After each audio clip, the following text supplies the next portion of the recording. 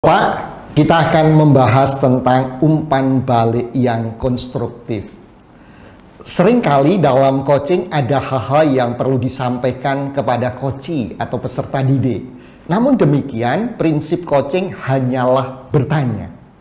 Kemampuan seorang coach bisa memberikan umpan balik konstruktif atau feed forward pada saat coaching, yang kemudian dilanjutkan pertanyaan yang menginspirasi.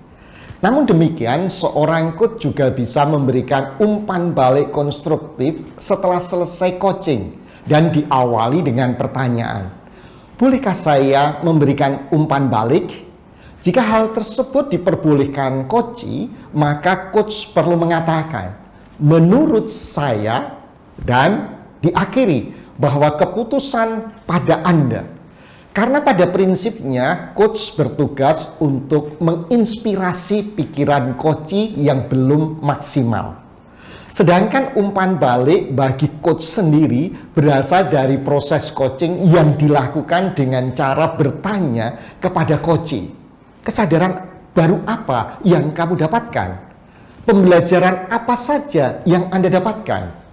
Secara keseluruhan, seorang coach harus berani untuk introspeksi diri dengan menilik kembali apakah coaching sudah mengikuti proses dengan menggunakan 8 kompetensi dari International Coaching Federation dengan baik. Yaitu pertama, mendemonstrasikan praktek etis.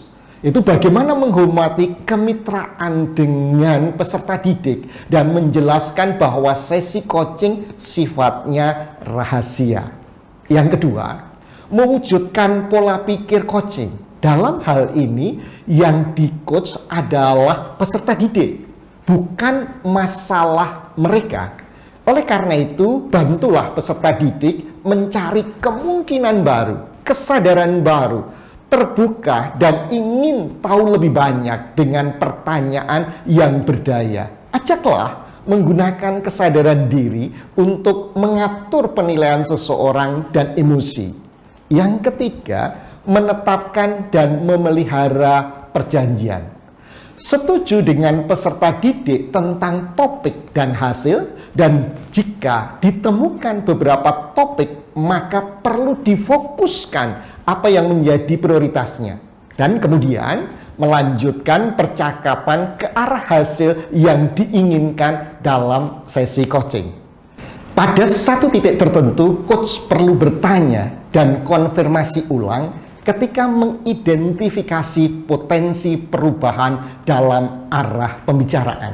Yang keempat, menumbuhkan kepercayaan dan keamanan. Yang dimaksud, seorang coach harus menunjukkan minat yang tulus untuk bermitra dengan peserta didik.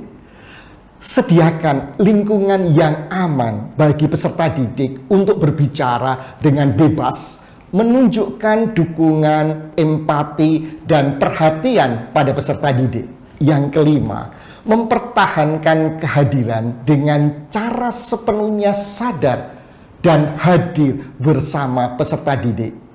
Selama coaching, seorang coach harus tetap fokus, jeli, memiliki empati, dan responsif terhadap peserta didik. Coach harus kreatif karena banyak cara untuk menggali coachee dengan efektif, nyaman, dan di ruang yang tidak diketahui. Coach selalu memberikan ruang untuk keheningan, jeda, atau refleksi bagi seorang coachee. Yang keenam, mendengarkan secara efektif.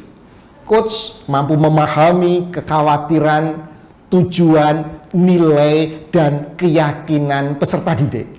Membedakan antara kata, nada suara, dan bahasa tubuh. Mampu mengintegrasikan dan membangun informasi untuk menentukan makna dari apa yang dikomunikasikan.